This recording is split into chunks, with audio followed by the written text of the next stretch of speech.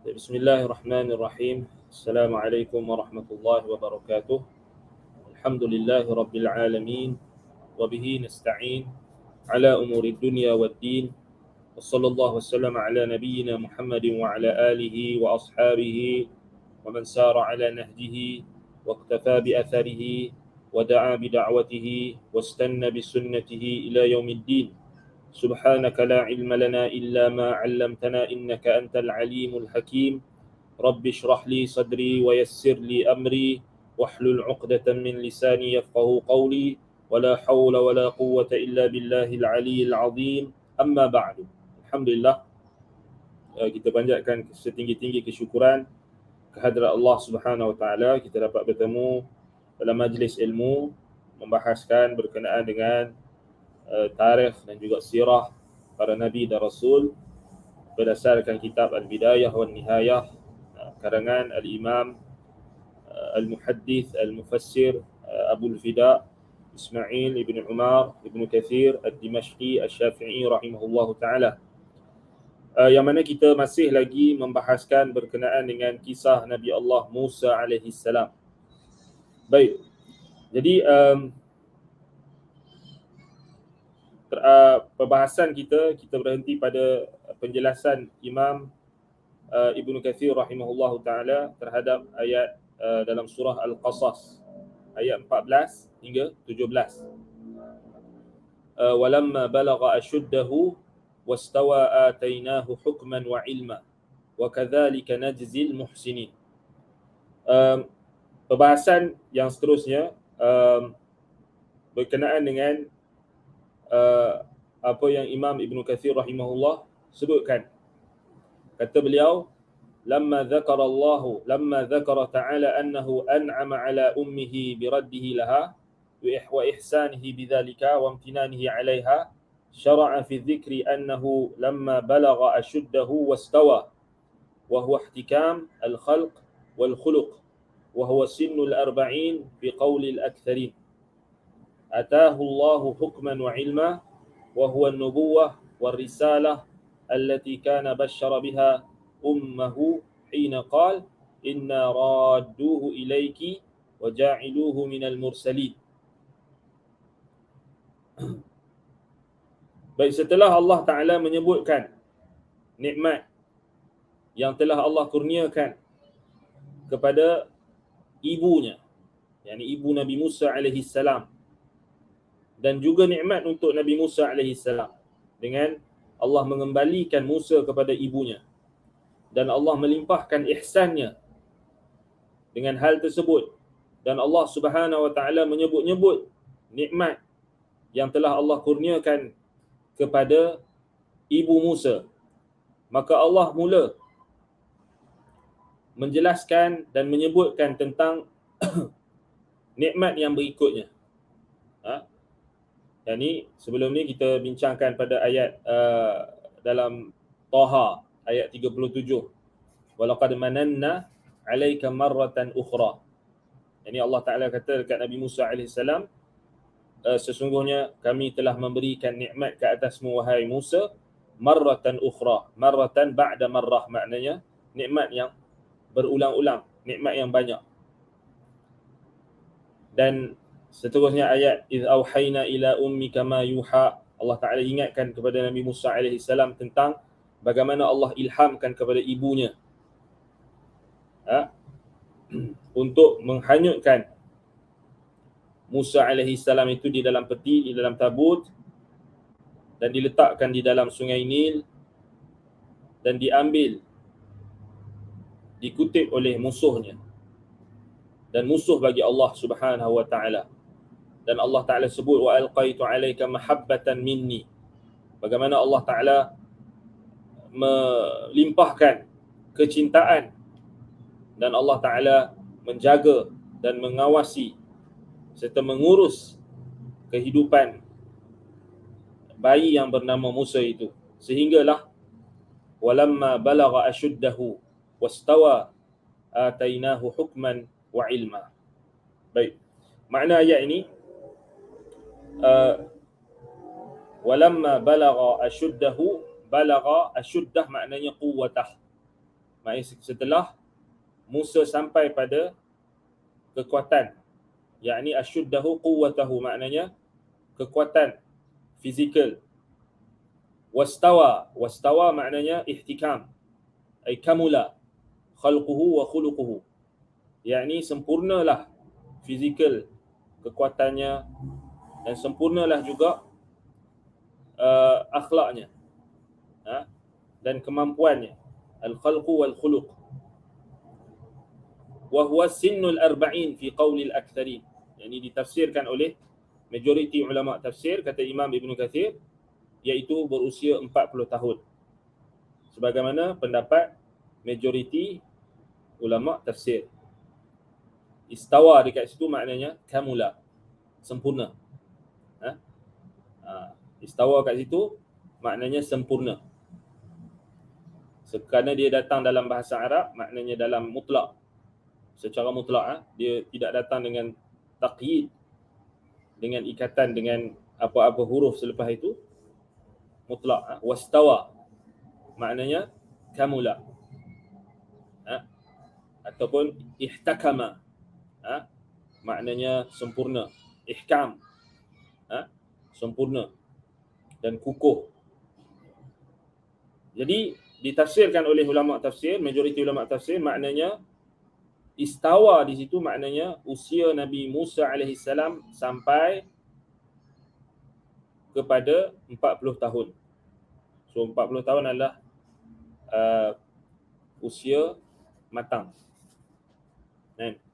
usia kematangan, mengikut qaulul aktsarin, mengikut pendapat majoriti ulama. Di sana ada lagi pendapat yang berbeza, yang menyatakan sinnul kamal ataupun sinnul ihtikam ataupun sinnul al-kamal, usia kematangan, ihtikam, istiwa, yakni makna ihtikam, kesempurnaan dari sudut kekuatan fizikal, kekuatan mental, spiritual, rohani, jasmani. Bagi seseorang lelaki itu ada pendapat yang mengatakan 33 tahun. Jadi mereka berdalilkan dengan usia Nabi Isa alaihi salam ketika diutuskan. Jadi ada yang kata 33 tahun, ada yang kata 40 tahun. Tetapi yang ramai di kalangan ulama tafsir, dalam kalangan ulama tafsir, mereka mengatakan sinnul arba'in, 40 tahun. Ada juga pendapat yang cuba menghimpunkan antara dua qaul tadi, mengatakan 33 tahun itu permulaan. 33 tahun itu permulaan matang. 40 tahun kemuncak kematangan. 40 tahun kemuncak kematangan. Maknanya start seseorang individu atau seorang lelaki itu usianya mencapai 33 tahun, dia kena start matang lah. Kalau 33 tahun tu masih lagi bermain-main, masih lagi tak ada arah tuju, masih lagi tak ada arah tuju, maknanya berhati-hati. 7 tahun lagi dia nak lengkap untuk sampai pada usia 40 tahun. Ini untuk syabab lah. Jadi jangan ingat kita ni berapa tahun sekalipun, muda ke tak, mati tu boleh datang bila-bila. Tidak kira usia. Tidak kira usia kita. Aynama takunu yudrikkumul maut, walau kuntum fi burujin musyayyadah. Di mana sahaja kamu berada, maut tu akan mendatangi kamu. Tak kira usia. Jadi 33 tahun, kata sebahagian ulama, mereka berdalilkan dengan usia Nabi Isa alaihi salam yang ketika diutuskan 33 tahun. Dan Nabi Isa akan turun juga 33 tahun. Dan mereka juga berdalilkan dengan hadis Nabi SAW yang menyatakan usia ahli syurga, ahli syurga, lelaki yang masuk ke dalam syurga, ahli syurga, usia mereka 33 tahun. 33 tahun. Maknanya usia matang. Usia yang paling sempurna, maknanya paling kita kata dari sudut fizikal, dari sudut dari sudut akhlaknya, khuluq, fizikal, khuluq, khalq maknanya dari sudut penciptaan, fizikal. Wal khuluq dari sudut akhlak. Tapi kalau kita dah melepasi 30 tahun masih lagi kebudak-budakan, masih lagi tidak matang, maknanya kena hasabah.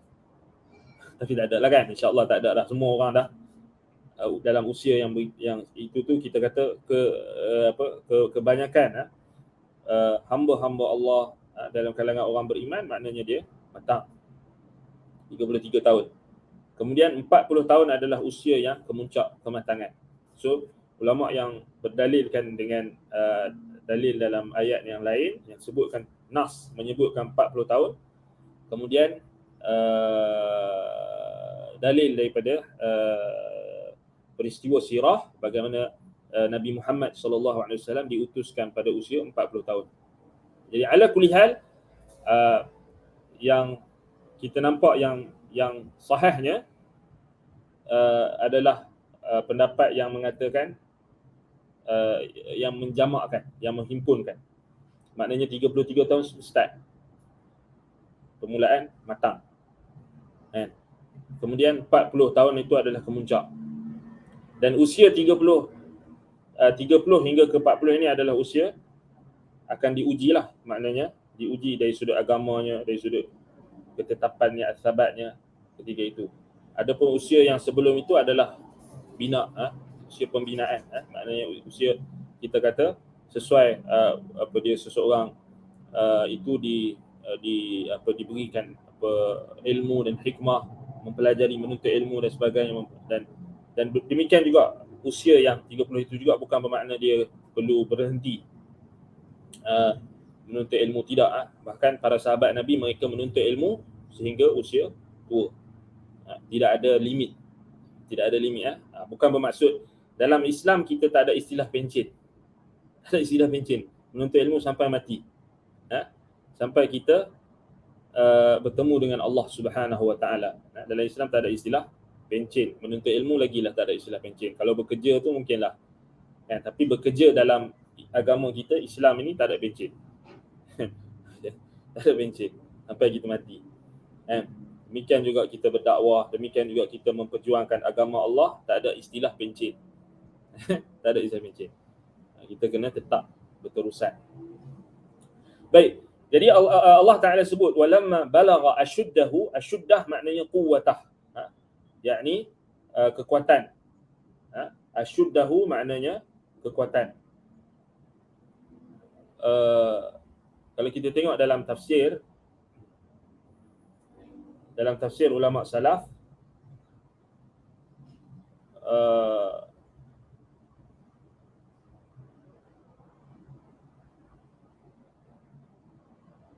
baik disebutkan oleh Ibnu Abbas radhiyallahu anhuma. Baik, Ibnu Abbas ditafsirkan dua. Walamma balagha ashuddah, balagha ashuddah maknanya balagha ay kamula quwwatah, sampai pada pada kekuatannya. Balagha ashuddahu, sampai kepada kekuatannya, maknanya bulughul quwwah, maknanya sampai pada permulaan kekuatan dari sudut khalqu wal khuluq, fizikal dan juga akhlak. Kata Ibn Abbas 33 sanah, 33 tahun. So Ibn Abbas tafsirkan. Ibn Abbas tafsirkan walamma balagha ashuddah, setelah Musa sampai pada kekuatannya, balagha ashuddah, sampai pada kekuatannya, maknanya sampai ini yang sebahagian ulama faham, permulaan kekuatan, maknanya sampai pada usia yang matang. Bermulanya usia matang. Balagha ashuddah 33 sanah, 33 tahun, kata Ibn Abbas. Wastawa maknanya kamula, sempurna, atau ihtakama, maknanya sempurna. Wastawa ni juga kita kata, kalau kita terjemah dalam bahasa Inggeris, kita sebut and became mature. Kan? Istawa maknanya kata Ibn Abbas 40 sanah, 40 tahun. Faham? Balagha, walamma balagha ashuddah 33 tahun. So start usia matang. Wastawa maknanya apa tadi? Became mature. Yani kamulat khalquhu wa nadaja aqluhu. Sempurna fizikalnya, wa nadaja aqluhu, dan matang akalnya. Kat sini kalau kita tengok kamulat khalquhu atau khalqatuhu, sini juga kita boleh faham mereka yang sampai pada usia 33 tahun selalunya fizikal dia akan sempurna. Makna sempurna ni maknanya akan nampak matang. Dan kamula juga, istawa juga maknanya ihtakama, maknanya fizikalnya juga semakin kemas, semakin cantik. Itu juga difahami. Sebab dalilnya hadis Nabi SAW tentang usia ahli syurga. Ahli syurga akan masuk dalam usianya 33 tahun. Maknanya ahli syurga, ahlul jannah, mereka akan masuk ke dalam syurga dalam rupa yang paling sempurna. 33 tahun adalah yang paling sempurna. Maknanya yang paling cantik. Yang paling, kalau lelaki yang kacak, handsome, 33 tahun. Lepas tu yang paling cantik 33 tahun. Maknanya itu maksud dia. Itu maksud dia. 33 tahun. Sebab itu dalam hadis yang sahih kan sebutkan tentang usia ahli syurga. Apa kita sebut tadi? Usia ahli syurga 33. Kan? Disebutkan dalam hadis Al-Bukhari dan Muslim. Hadis Abu Hurairah radhiyallahu anhu. Qala Rasulullah sallallahu alaihi wasallam, khalaqallahu azza wa jalla Adam ala suratihi tuluhu 60 dhira'a. Allah mencipta Adam ala suratih, dalam rupanya, tuluhu 60 dhira'an, tingginya 60 hasta. Tinggi 60 hasta. Yakni lebih kurang 30, hampir 30 meter. فَكُلُّ مَنْ يَدْخُلُ الْجَنَّةَ عَلَى سُورَةِ آدَمْ وَطُولُهُ 60 ذِرَاعًا. Baik. Dalam riwayat disebutkan itu maknanya dari sudut asal penciptaan, aslul khilqah, asal penciptaan. Baik, dalam riwayat Mu'adz bin Jabal radhiyallahu anhu, dalam riwayat Imam At-Tirmizi,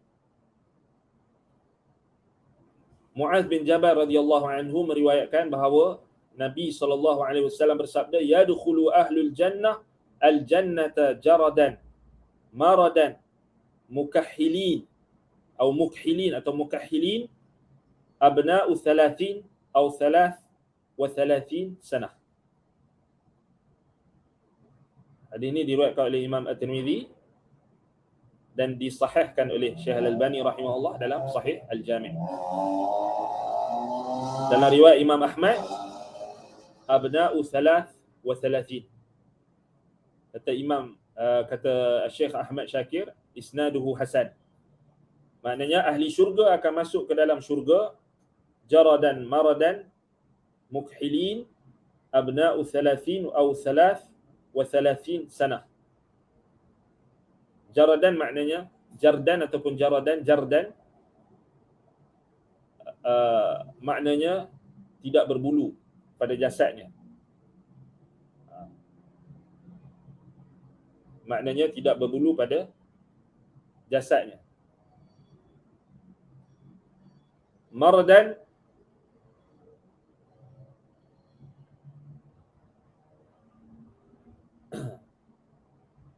Jurdan, Jurdan, murdan.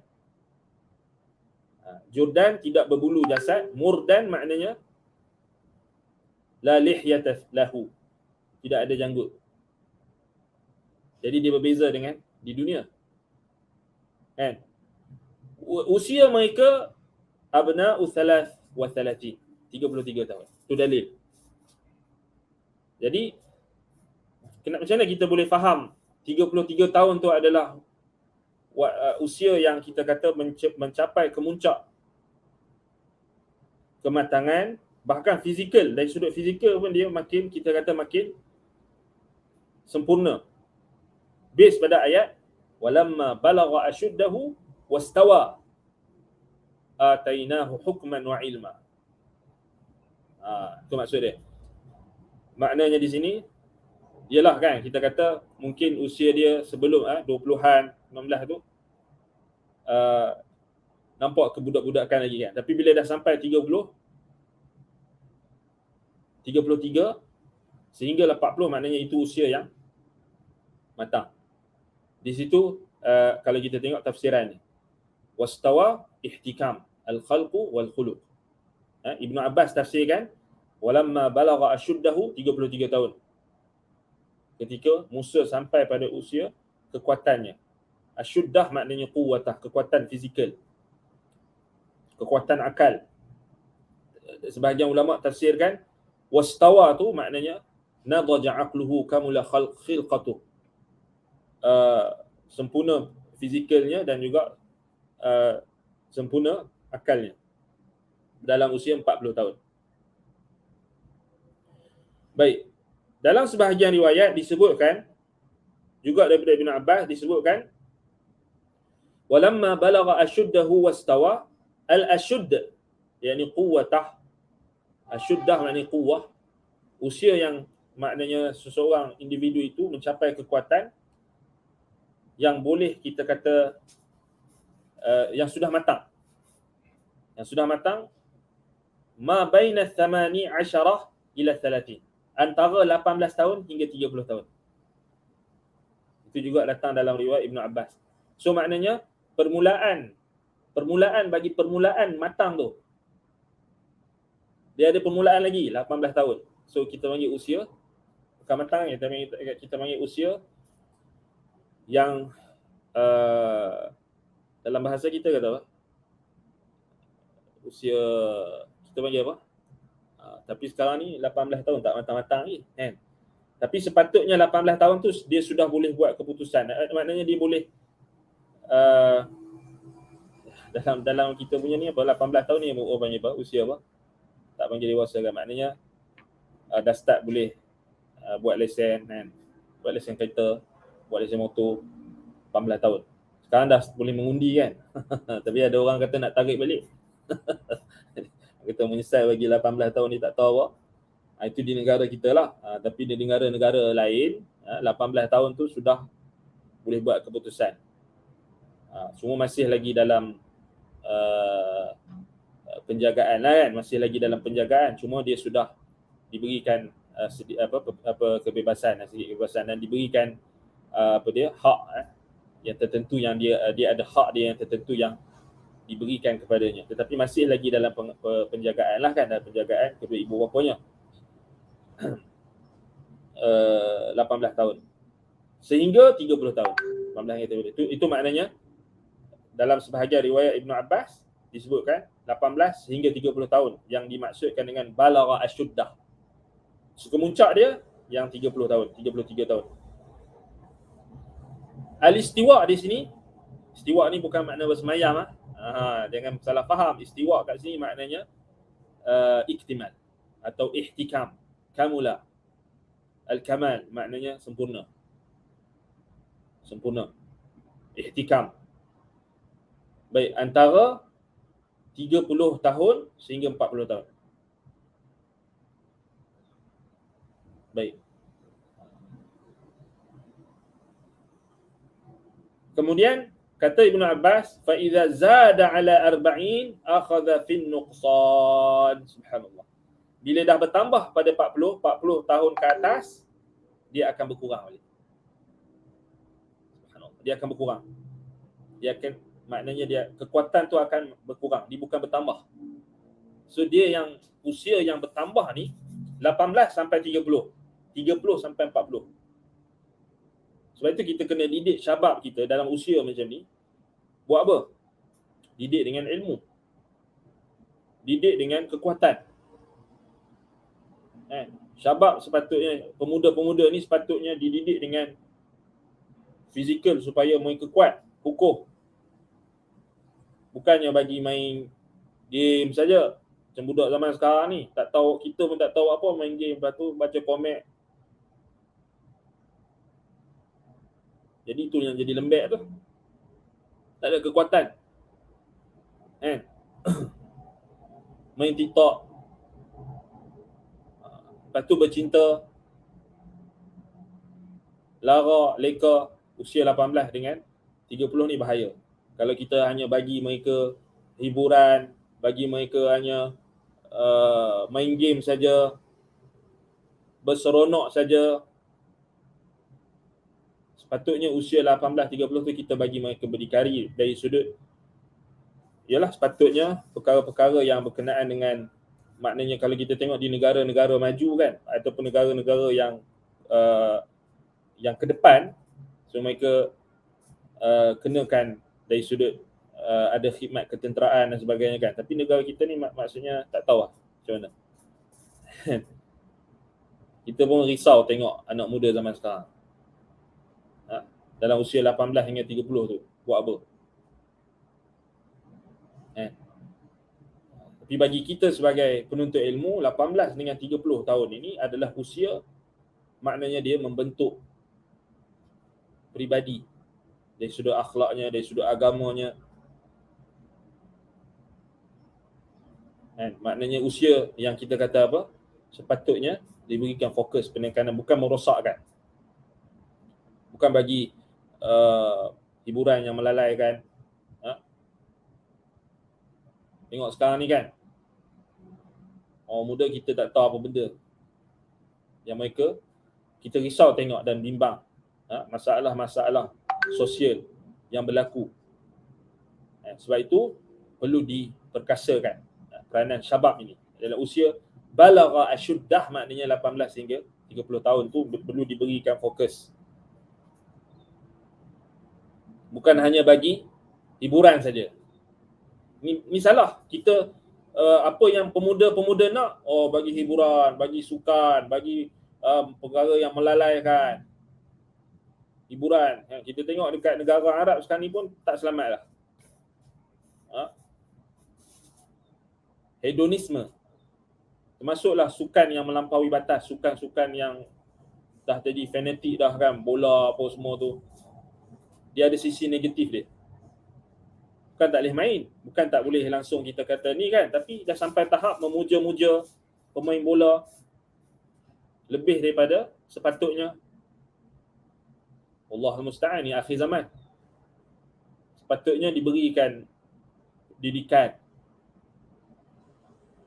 kemahiran yang lebih ni, apa dia, bukan dibiarkan dengan hiburan-hiburan yang melalaikan, perkara yang merosakkan akhlak mereka.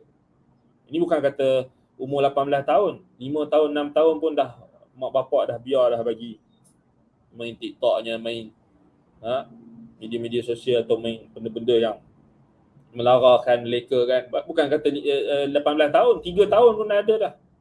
Subhanallah, macam mana nak didik anak macam tu? Dan akhir sekali kita tengok apa yang membentuk anak-anak muda zaman ini adalah kita tengoklah bagaimana hasilnya. Allahul musta'an wa alaihi at-tuklan. Baik. Jadi 18 hingga 30 tahun. Wastawa maknanya 40 sanah.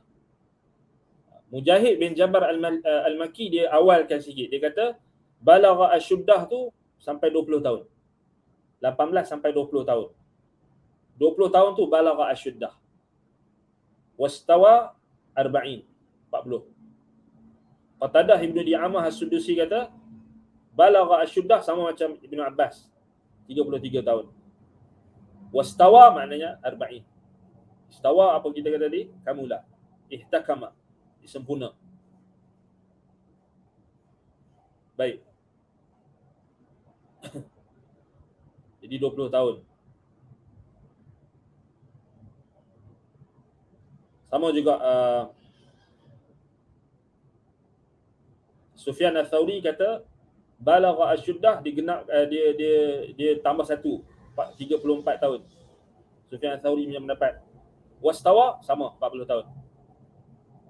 So ala kulli hal disebutkan al-asyad ni ada banyak pendapat ulama. Al-asyuddah tu maknanya quwwatah. Ada yang kata bulughul hulum lah, maknanya sampai akil balik, maknanya sampai mimpi. Mimpi maknanya yang menunjukkan dia adalah telah balik. Yakni dalam tempoh 15 tahun kata ulama. Ada yang kata 25 tahun. Ada yang kata 30 tahun. Ada yang kata 36 tahun. Tetapi semua tu adalah apa? Kita kata bersifat nisbi. So dia kita tak bolehlah samakan juga semua keadaan. Maknanya kita kena tengok juga dalam konteks zaman. Maknanya dalam konteks zaman ni, dalam konteks kita kata macam didikan tarbiyah macam zaman kita sekarang ni, nak kata 18 tahun tu terus matang pun belum lagi. So masih lagi 18 tahun tu masih lagi mencari-cari kan, masih lagi tak boleh buat keputusan sendiri juga. Dia dah ada kemampuan, dia boleh berdikari, tetapi masih lagi perlukan bimbingan dan sebagainya. Maknanya dia bergantung juga pada zaman, keadaan. Macam tak samalah zaman kita ni, 18 tahun zaman kita ni dengan 18 tahun zaman dulu. Kita tak disamakan. Dia still maknanya dia kena ikut pada peredaran zaman tu. So maknanya kita kena ambil apa kita kata, kena ambil tahu jugalah maknanya perkembangan usia. Baik, itu maksud balagha asyuddahu wastawa. Baik. Jadi ayat ini ceritakan tentang Nabi Musa alaihissalam. So maknanya Allah Taala sebutkan tentang nikmat yang Allah Taala berikan ketika Musa alaihissalam telah sampai pada usianya 40 tahun. Yakni wa atainahu hukman wa ilma. Kami berikan kepadanya hukman. Hukman di sini maknanya hikmah, kebijaksanaan. Wa ilma, ilmu. Wa huwa nubuwah wa risalah. Yakni kenabian dan juga kerasulan.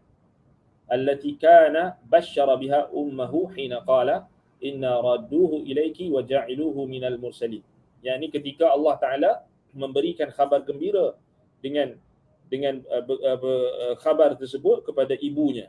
Yani Allah Ta'ala berfirman, sesungguhnya kami akan kembalikannya kepadamu wahai ibu Musa. Inna radduhu ilaiki, inna murji'uhu ilaiki. Kami akan kembalikannya Musa itu kepadamu. Wa ja'iluhu minal mursalin. Dan kami akan jadikan Musa itu sebagai seorang rasul. So itu janji Allah. Jadi Allah penuhi janjinya. Allah kata ketika Musa alaihissalam sudah sampai usianya yang matang, balagha asyuddah wastawa, yakni sampai melalui usia 33 tahun dan kemudian 40 tahun, maka kami berikan kepadanya hikmah dan juga ilmu. Satu perkara penting yang kita perlu fahami, adakah maknanya sebahagian orang dia faham usia 20 tahun atau 18 tahun sampai ke 40 tahun tu usia berfoya-foya. Ini anda pernah dengar ada orang yang kata kita nak main, nak berfoya-foya, nak apa, biarlah usia muda ni. Kata muda hanya sekali. Ini selalu kita maknanya kita dengar daripada orang awam. Penuntut ilmu tu mungkin jarang lah, tapi orang awam kebiasaan mereka kata, alah dia budak lagi kan. Maksudnya 14 tahun atau 18 tahun, bagi dia bersuka-suka dulu, berfoya-foya dulu, bagi dia berhibur dulu, tak apalah nak pergi konsert ke, nak buka aurat ke, tak apa. Masih lagi usia yang muda. Kita muda hanya sekali. Jadi dia pun bagi alasan dengan dia pun faham juga ayat ni, dia bukan tak faham, dia faham maksudnya dari sudut secara umum lah. Dia faham maknanya terjemahan kan. Dia faham, dia kata, okay, jadi sebelum 40 tahun tu kita berfoya-foya. Maksud tahu berfoya-foya maknanya tak apa, kita nak buat benda apa pun tak apa, yang penting nanti sampai 40 tahun kita bertaubat. Ni salah. Salah. Fatal. Terlalu salah. Terlampau salah dan terlampau sesat, jauh daripada kebenaran. Baik, itu bagi orang yang jahil. Orang yang jahil maknanya dia tak sedar. Dia tak tahu, dia memang jahil. Kemudian sampai usia ni 40 tahun baru dia bertaubat, baru dia, itu lain cerita. Tapi kalau sengaja-sengaja kita dah tahu ayat ni, kita dah faham, kita dah mengaji, kemudian kita sia-siakan usia anak kita, sia-siakan usia anak-anak muda kita dengan kita katakan dekat mereka tak apa, muda lagi, enjoy, happy, go lucky, apa semua tu, salah. Maknanya bukan bermaksud sampai 40 tahun tu barulah nak pergi masjid. Bukanlah sampai 40 tahun tu barulah nak menuntut ilmu, barulah nak belajar Quran. 40 tahun tu barulah nak apa? Merangkak-rangkak. Ada juga yang berpendapat, okey, usia sebelum 40 tahun ni kita pulun habis-habis cari duit. Sama juga. Ni pun salah. Dia kata pulun habis-habis cari duit.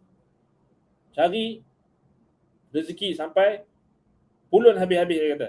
Sampai dia tidak langsung ada bahagian daripada ilmu. Kita katakan tak salah untuk dia nak mencari dunia, bekerja untuk mencari rezeki. Itu dituntut di dalam syariat, tak ada masalah. Tapi jangan sampai terputus daripada ilmu. Maknanya jangan awal-awal lagi kita dah letak dah, kita kata tak apa, tak ada. Dalam jadual kita, dalam usia sebelum 40 tahun ni tak apa, kita nak fokus pada kita kata sekian-sekian sampai 40 tahun barulah kita nak bertaubat, barulah kita nak buka kitab, barulah kita nak menuntut ilmu, barulah kita nak pergi masjid, surau. Itu salah. Tak difahami macam tu, maknanya bukan macam tu pemahaman dia. Pemahaman dia maknanya sebab orang ada faham, dia faham bila Allah kata atainahu hukman wa ilma, maknanya usia 40 tahun tu barulah akan diberikan ilmu dan juga hikmah, kebijaksanaan. Jadi dia kata 40 tahun baru kita menuntut ilmu, baru kita pergi masjid, baru kita pergi surau. Tak betul. Tak betul.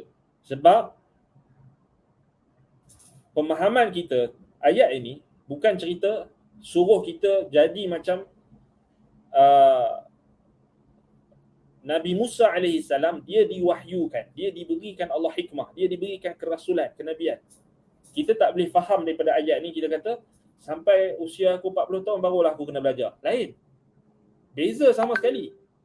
Sebab Nabi Musa AS, baginda AS, beliau ketika dalam usia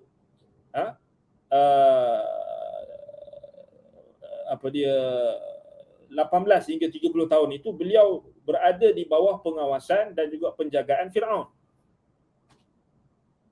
Dan Nabi Musa AS, kalau kita baca dalam riwayat-riwayat Israiliyat, maka disebutkan Nabi Musa AS beliau belajar ilmu-ilmu yang biasa yang ada pada zaman tu, daripada House of Firaun lah, daripada Firaun sendiri dan juga tenaga-tenaga pengajar. Maknanya Nabi Musa dididik dengan ilmu-ilmu yang ada pada zaman tersebut dan beliau ada pengalaman. Maknanya bukan bermaksud Nabi Musa tu tak ada pengalaman apa, kosong hidupnya daripada 18 sampai 30. Mustahil kita kata kosong saja Nabi Musa. Nabi Musa tak tahu apa-apa. Tak, Nabi Musa AS beliau hidup dan berkembang dalam rumah Firaun, dididik di bawah asuhan Firaun, tetapi Allah Subhanahu wa taala sebut dalam Quran wastana'tuka li nafsi. Allah Taala yang susun dan urus dan mengawal dan menjaga Musa AS. Allah jaga fitrahnya, Allah jaga kelurusan hatinya, Allah Taala jaga fitrahnya, dan Allah Taala jadikan rasul dan nabi pada usianya 40 tahun. Base pada ayat ni. Walamma balagha ashuddahu wastawa wa atainahu hukman wa ilma. Wa kadzalika najzil muhsinin. Dan demikian kami memberikan balasan kepada orang-orang yang melakukan ihsan, muhsinin.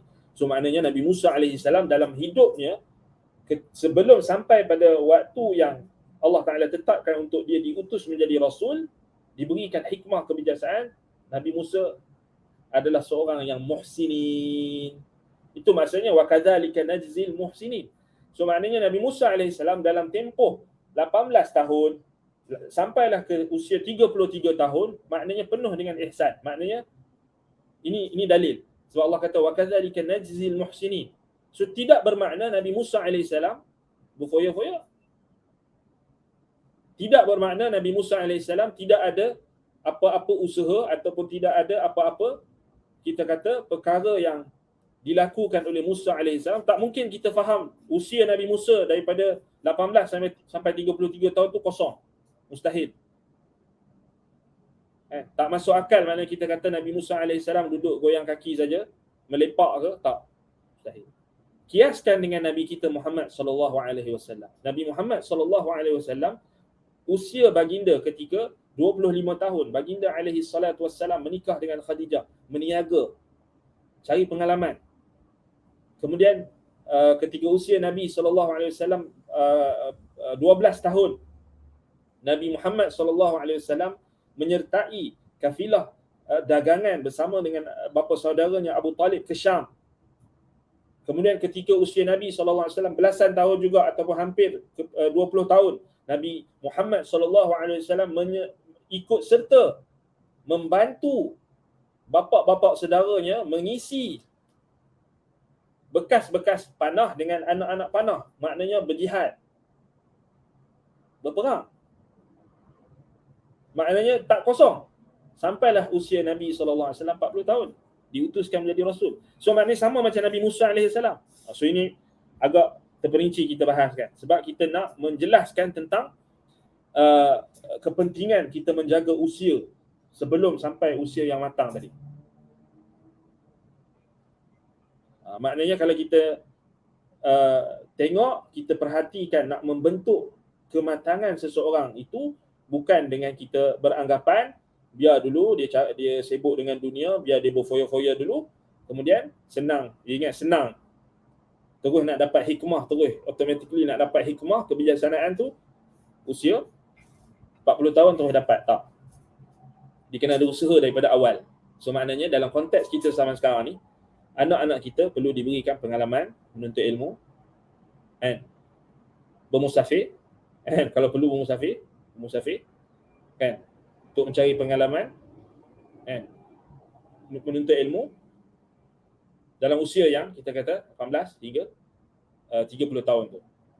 Sebab itu kita kata diberikan dari sudut kemandirian kan, maknanya dia dapat mendidik kita kata berdikari, sifat berdikari, sifat kita kata untuk survive dalam kehidupan, untuk kita kata membentuk peribadi. Sebab itu kalau kita tengok di tanah Arab, di kawasan Madinah, Masjid Nabawi tu kalau kita perasan, tak tahulah sekarang ni macam mana kan, tapi waktu ana dulu budak-budak usia 7-8 tahun tu dia dah diajar meniaga dekat Masjid Nabawi kan. Dekat Masjid Nabawi kan depan tu ada budak-budak meniaga kan. Meniaga mainan lah apa benda kan. Sajadah lah kan. Sajadah dia orang jual kat depan. Sekarang tak tahulah macam mana. Kan. Tapi kat situ dari sudut sama juga di Mekah pun macam tu juga. Dari sudut positifnya, maknanya dididik anak itu maknanya sudah boleh berdikari. Kan. Sudah boleh berdikari. Maknanya dari kat situ bukan sekadar tu, dari sudut pendidikan. Dari sudut pendidikan tu betul lah. Dalam usia kita kata macam tu diberikan pendidikan. Kan? Diberikan pendidikan awal. Dan kita kata apa yang ada tu perlu diperbaikilah. Dalam konteks sistem pendidikan dan sebagainya itu perlu diperbaiki, tapi asalnya hal tersebut maknanya dalam usia tersebut tu maknanya bukan kosong. Maknanya dia diberikan didikan dan diberikan pengalaman dan sebagainya untuk membentuk pribadi dia. Kalau zaman dulu, cuba tengok Imam Al-Bukhari. Imam Al-Bukhari usia dia berapa tahun? Mak dia bawa dia ke Mekah kan, maknanya bawa bermusafir ke Mekah untuk menuntut ilmu. Imam Al-Bukhari dalam usia berapa? 12 tahun ataupun belasan tahun nak membentuk jati diri seorang Al-Bukhari tu. So kita tengok dalam sirah ulama-ulama kan, maknanya usia itu mereka buat apa kan, mereka tak sia-siakan dan berbentuk peribadi mereka. Jadi jangan maknanya kita pun samalah, maknanya kita jangan sampai tahap usia kita itu, maknanya kalau kita dengan apa kita kata anak-anak kita, maknanya kita tak kalau kita dah berlalu benda yang kita dah terlepas, afallahu amma salam, moga Allah Taala ampuni apa yang masa silam kita dan kesalahan-kesalahan kita tak perlu ungkit, tapi masalahnya yang akan datang kan, maknanya apa yang kita buat. Contoh kita nak cerita dekat anak kita, okey, maknanya anak kita nak tahu usia bapak dia ketika 18 tahun buat apa. Apa pengalaman yang bapak dia dah ada ketika 18 tahun. So, bapak dia yang 18 tahun kita boleh cerita dekat anak dia 18 tahun. Kita boleh ungkit lah, kita boleh ingatkan, kita kena nak berikan motivasi. 18 tahun, contoh. Abi dah hafal Quran, contoh. Contoh kan, 18 tahun Abi dah hafal Quran. Contoh. Abi dah hafal 20 juzuk, contoh. Jadi kita boleh cerita 18 tahun ataupun 20 tahun atau 21 tahun, 22 tahun, 21 tahun Abi ada dekat, contoh, kat Yaman. Itu kan. Dan Abi ikut serta perang. Abi angkat senjata perang lawan dengan Syiah. Boleh cerita kat anak kita. 20 tahun.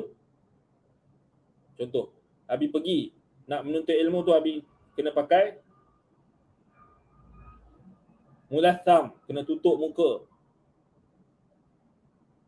Perjalanan daripada sini ke sini, kita boleh cerita. 22 tahun, 23 tahun. Tu kita kata kat anak kita, Abi dah hafal Umdatul Ahkam contoh. Lebih kurang 400 hadis dah ada dalam kepala. Macam tu. Maknanya sampai tahap tu supaya anak kita dapat motivasi. Kan? Usia berapa tahun? Berapa puluh tahun pula kita cerita menuntut ilmu. Contoh, Abi dah pergi kat Madinah. Abi dapat sambung ke Madinah. Contoh. Kan?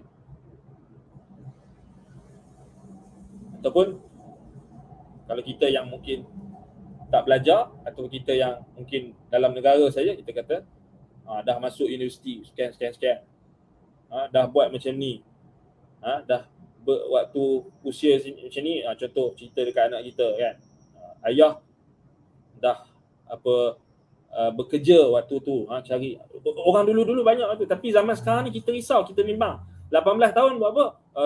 Khatam main game sekian, game cerita ni, game ini, game tu. Itu kita bimbang tu. 20 tahun buat apa? Dah khatam komik sekian. Kita risau. Ini kita bimbang, kita tengok anak muda zaman sekarang. 20 tahun cerita, 20 tahun ayah putus cinta dengan awet. Merosakkan, maknanya tak ada benda yang kita kata apa yang boleh membanggakan. Kalau macam tu didikan anak kita, bayangkan dia nak didik anak dia, cucu kita, cicit kita nanti. Perempuan pula dia cerita usia 20 tahun mak dulu buat apa? 20 tahun mak bercinta. Tak syok lah kan, maknanya tak best. Kita nak yang positif. 10 tahun lah cerita mak dah masuk universiti, contoh kan, mak dah belajar kat universiti, dah sambung BA, dah sambung master, contoh. Itu contoh, dan dia berbeza-beza mengikut orang lah.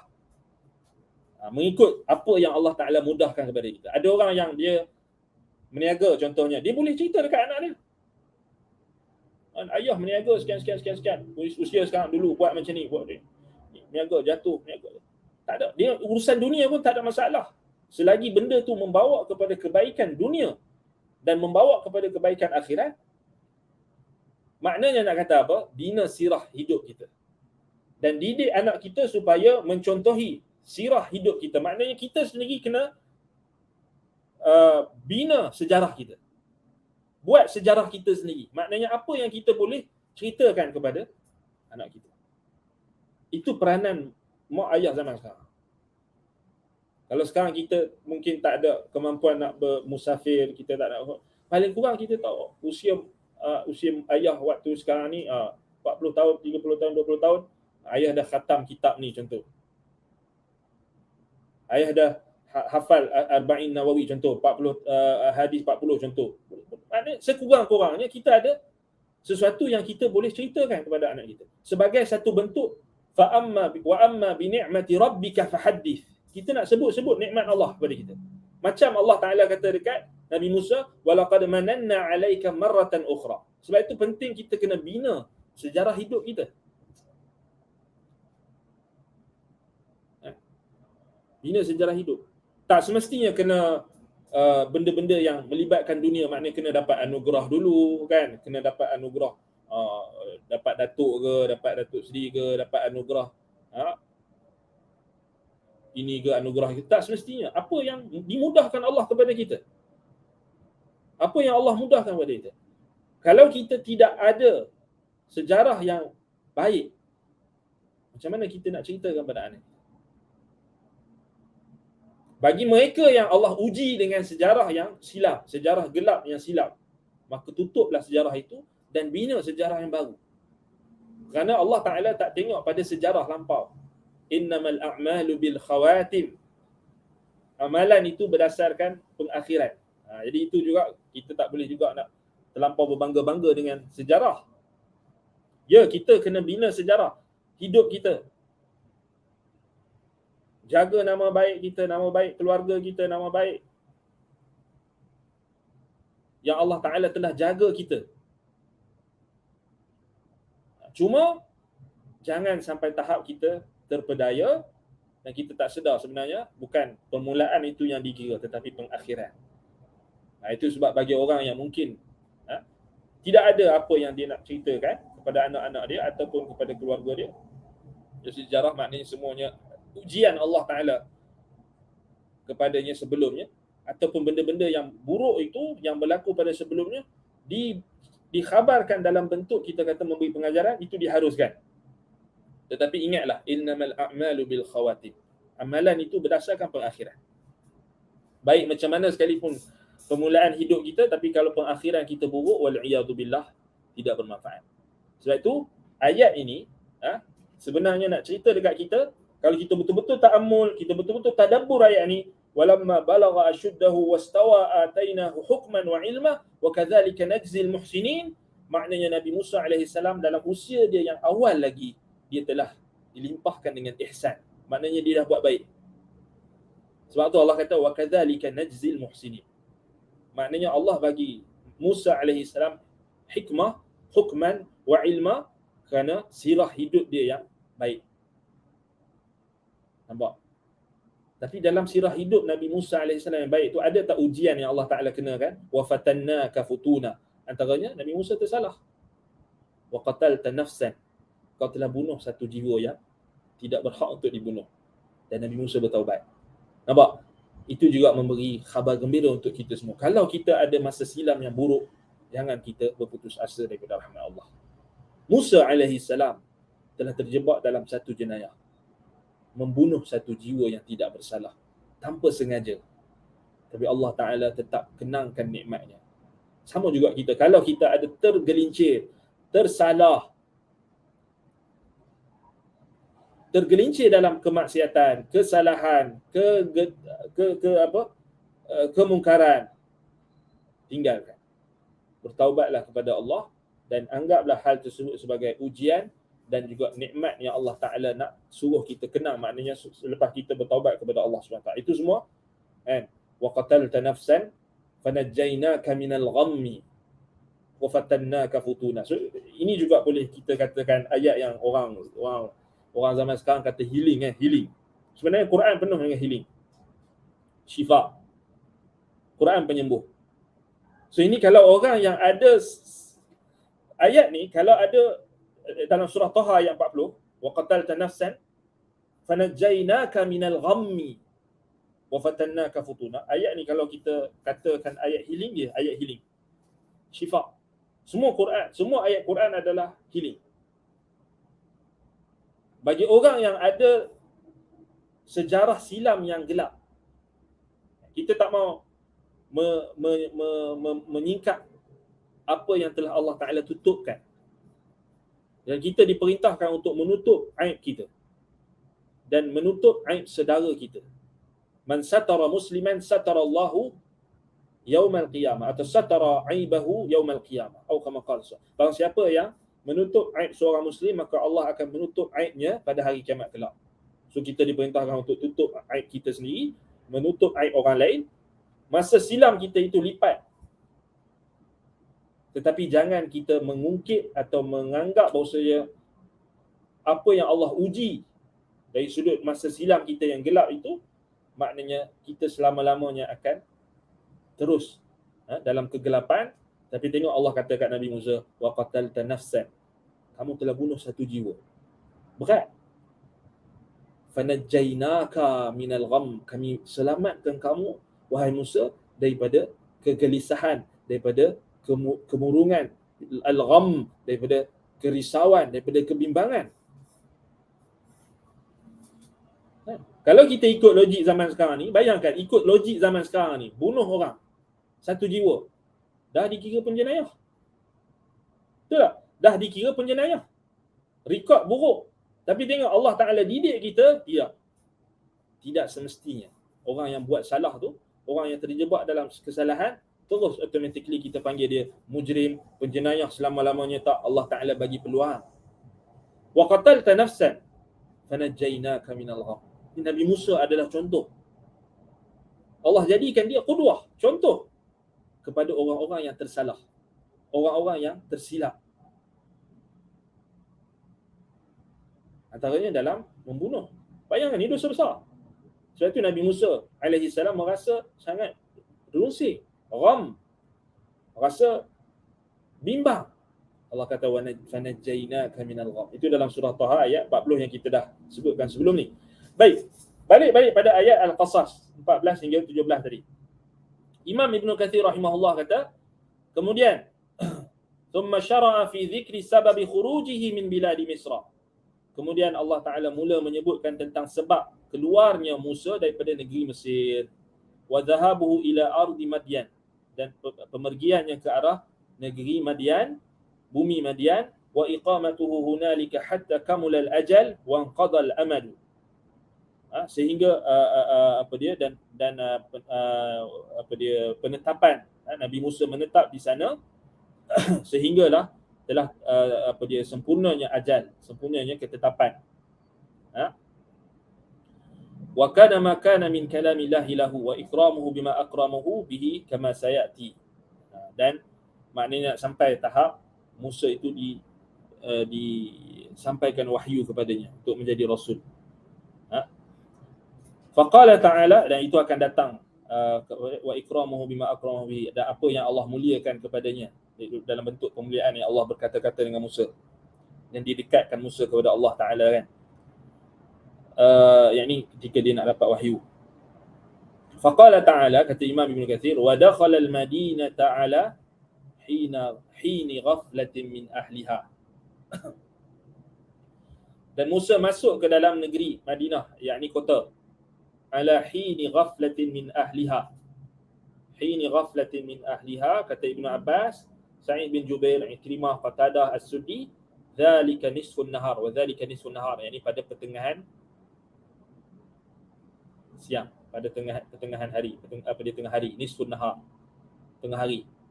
Ketika hina ghaflatin min ahliha, maknanya penduduknya lalai. Maknanya lalai tu maknanya tengah rehat, tengah tidur. Jadi Nabi Musa masuk ketika itu. Yakni Madinah maknanya kota Mesir. Wa dakhala Madinata ala hini ghaflatin min ahliha. Ni cerita balik, flashback balik, cerita balik macam mana Nabi Musa alaihi salam Allah Taala suruh kenang apa yang telah berlaku kepadanya, iaitu kesalahan yang dia telah terjebak. Yang ni yang Imam Ibn Kathir ulang balik. Maknanya dia cerita balik dekat kita. Maknanya Allah Taala sendiri flashback, Allah Taala sendiri cerita balik dekat Nabi Musa. Fawajada fiha rajulaini yaqtatilan. Maka Musa mendapati di dalam kota tersebut adanya dua orang lelaki yang sedang yaqtatilan. Kata Imam Ibn Kathir, yatadaraban wa yatahawashan, yang tengah bergaduh, tengah saling bergaduh, berpukul, pukul memukul. Hadza min syi'ati. Kata seorang lelaki ini, dia kata hadza min syi'ati.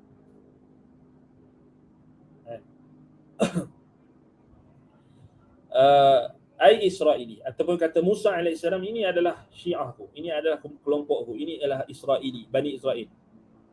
Wa hadza min aduwih, dan ini adalah musuhnya, yakni Qibti. Musuhnya ini orang Firaun lah, orang Firaun Qibti. Ini dikatakan oleh Ibn Abbas, Qatadah As-Suddi dan Muhammad Ibn Ishaq. Fastaghathahu alladhi min syi'atihi ala alladhi min aduwihi.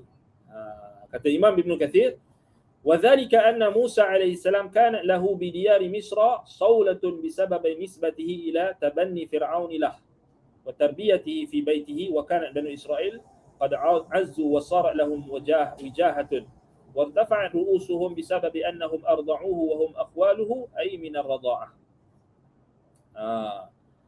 Baik, dikatakan Musa alaihi salam. Sebab apa Nabi Musa ni, lelaki yang Bani Israel tu minta tolong dekat Nabi Musa? Itu soalan dia. Yang tengah bergaduh tu, Qibti dengan Israeli. Israeli ni Syiah Nabi Musa. Syiah Nabi Musa maknanya, Syiah tu maknanya kaum Nabi Musa. Daripada bangsa Nabi Musa, Bani Israel. Yang orang Firaun tadi Qibti. Bangsa Qibti. Jadi yang Israeli tadi, Bani Israel tadi, dia minta tolong daripada Nabi Musa. Kenapa dia minta tolong kat Nabi Musa? Kata Imam Ibn Kathir, kerana Musa AS di negeri Mesir ketika itu mempunyai nama. Disebabkan dia dipelihara oleh Firaun.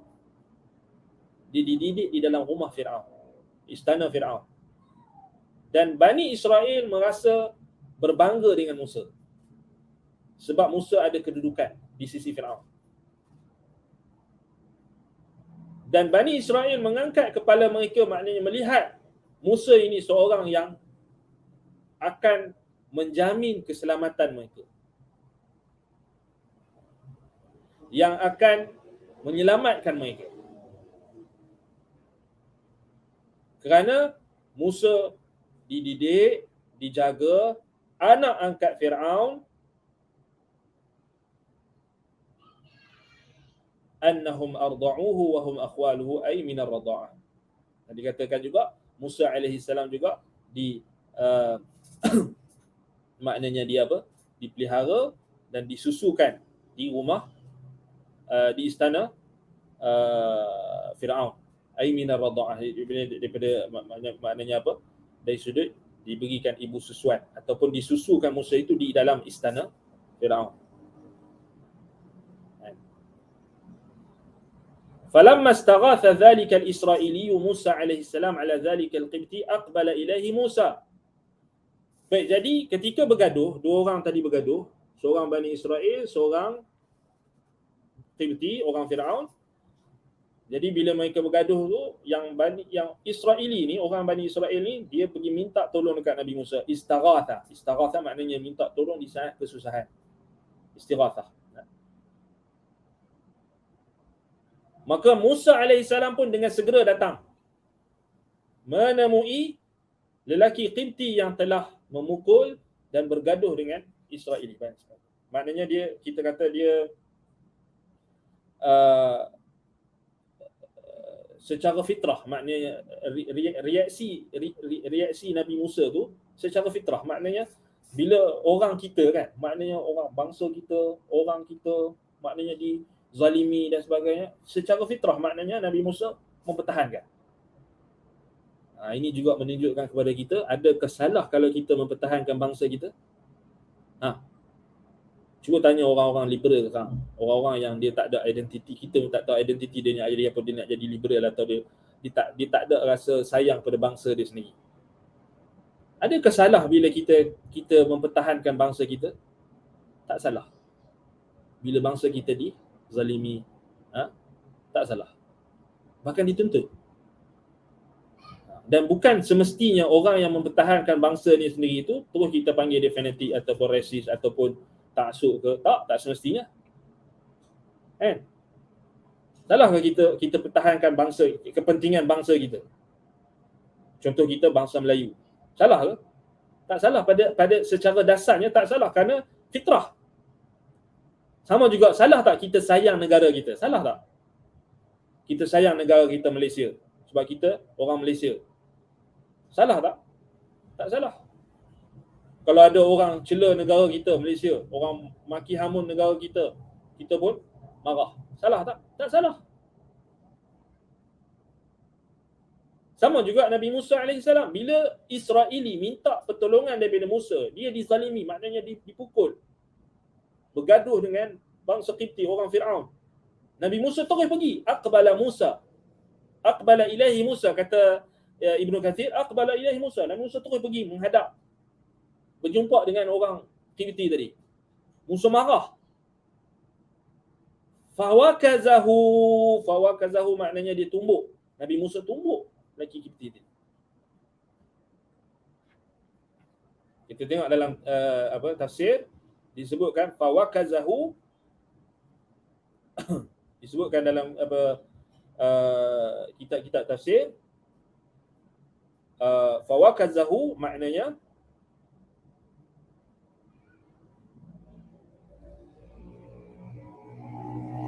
disebutkan oleh antaranya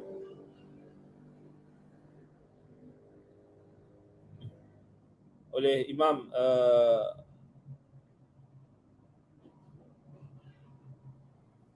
Sa'id bin Jubair,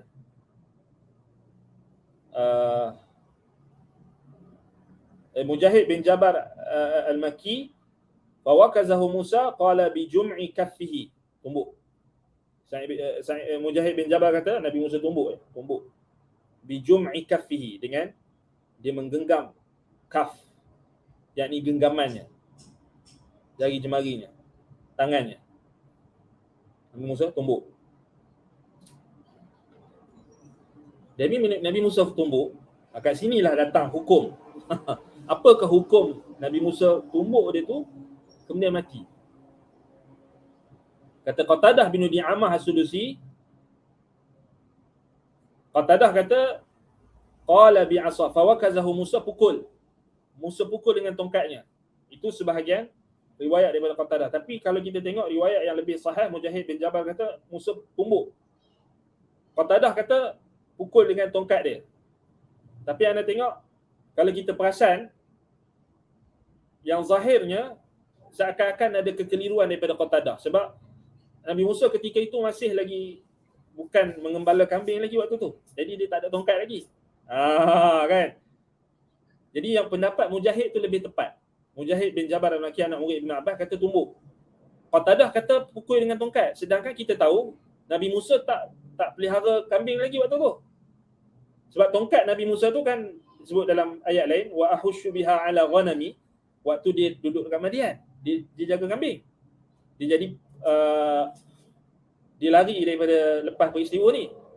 Jadi Qatadah punya tafsir tu agak tidak tepat. Sebab seakan-akan Nabi Musa waktu tu dah ada tongkat.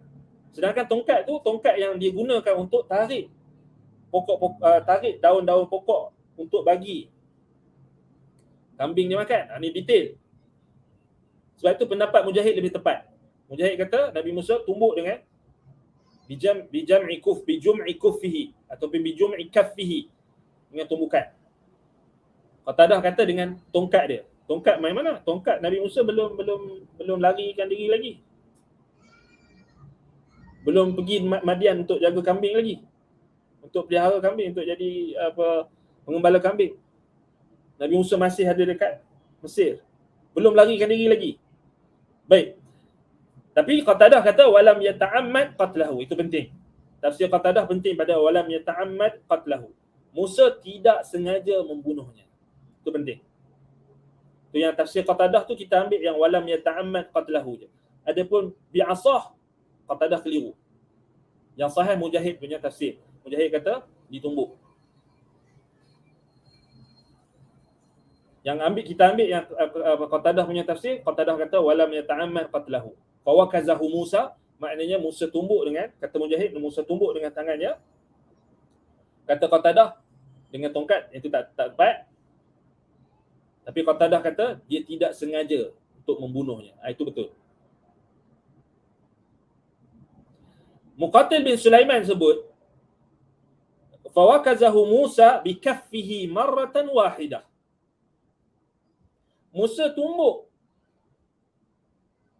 lelaki Kipti itu hanya dengan sekali tumbukan. Subhanallah, bikaffihi marratan wahidah. Sekali tumbukan mati. Maknanya kuat dah Nabi Musa ni. Kuat. Sekali tumbuk dia mati. Itu kekuatan Nabi Musa alaihi salam. Faqada alaih, Allah kata faqada alaih, kata Ibnu Abbas, famata, matilah dia. Fakabura dhalika ala Musa. Kata Ibnu Abbas, Musa jadi berat waktu tu. Beratlah hal tersebut kepada Musa. Maknanya Musa tak sengaja tumbuk dengan satu tumbukan yang kuat, yang padu, sampai dia mati. Lalu Musa merasa berat. Berat tu maknanya risau, bimbang. Sebab tu salah. Tapi kita ambil tadi tafsir Qatadah kata lam yata'ammad qatlahu. Musa memang tak sengaja nak bunuh. Nabi Musa bukan nak bunuh. Kalau Nabi Musa nak bunuh, Nabi Musa akan guna alat-alat yang di sinilah ulama istinbat daripada ni hukum. Dari sudut hukum maknanya kita boleh tahu seseorang itu dia nak bunuh dengan sengaja atau tidak sengaja dengan qarinah yang ada pada perbuatan dia. Bukti yang menunjukkan dia tidak ada tujuan untuk bunuh. Maknanya dia tumbuk tu ada tak kita kata masuk akal tak kita kata orang yang tumbuk tu niat dia nak bunuh? Tidak. Sekali pula tu memang dia tak sengaja. Dan tumbukan Nabi Musa tu yang terkuat, tumbukan pertama yang paling kuat, boleh menyebabkan mati, itu tak mustahil. Sebab Allah Ta'ala jadikan kekuatan itu berbeza-beza. Berbeza-beza. Jangan kita kias zaman kita pula, aku tumbuk sekali tak jadi, kau siapa kan? Jangan kita jadi terlampau literal pula. Saya tumbuk tak mati pun, kau lembek macam mana nak? Tak boleh kiaslah kekuatan Nabi Musa. So memang Allah Ta'ala tetapkan waktu tu, sekali tumbukan, kata Muqatil bin Sulaiman mati. Famata. Faqada alaih famata. Thumma qal faqabura dhalika ala Musa. Ibn Abbas kata Musa jadi berat waktu tu.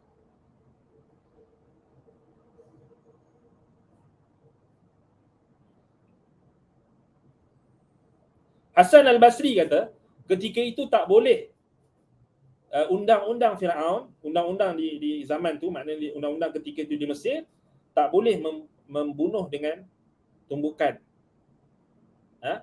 Yakni maknanya dikatakan oleh Hasan al-Basri walam yakun yahillu qatl al-kuffar yawmin fi tilka al-hal. Ketika itu tak boleh maknanya untuk membunuh. Maknanya dari sudut Bani Israel pun dia orang tak boleh nak sebarangan. Maknanya ikut syariat Nabi Yusuf, tak boleh Bani Israel ni menumpahkan darah mana-mana bangsa selain mereka, Kipti antaranya.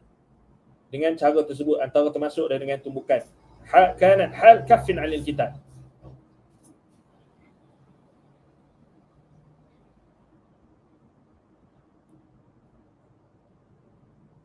Baik. Subhanallah. Muqatil bin Sulaiman kata wa kana Musa alaihi salam syadidal batshi.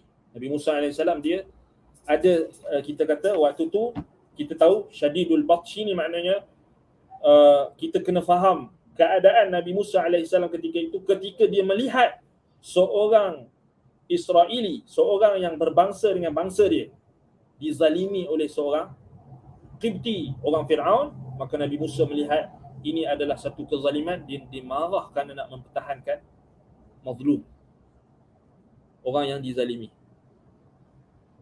Jadi tak ada istilah Nabi Musa panah baran lah. Setengah orang dia agak tidak beradab dengan para Nabi. Dia kata, Nabi Musa ni panah baran, suka tumbuk orang. Ini hati-hati, jangan cakap macam tu. Bukan maksud macam tu. Faham betul-betul ayat ni. Konteks ayat ni, Nabi Musa hendak mempertahankan seorang bangsa dia, seorang yang daripada bangsanya Bani Israel, yang dizalimi oleh seorang Qibti. Yang Nabi Musa nampak dia dizalimi lah kan. Walaupun mereka ketika itu bergaduh, kerana ada kelebihan dari sudut Qibti tu. Jadi Nabi Musa AS sebagai Israeli, sebagai seorang Bani Israel, dia nak mempertahankan bangsanya. Fawakazahu Musa. Kerana Nabi Musa bertumbuk dan mati. Faqadha alaih. Ada juga tafsir yang sebutkan Nabi Musa kemudian pergi tanam. Kerana bimbang kalau perkara tersebut diketahui oleh Fir'aun dan bala tenteranya. Sebab Nabi Musa bukan orang yang biasa-biasa, maknanya dia ada kedudukan di sisi Fir'aun.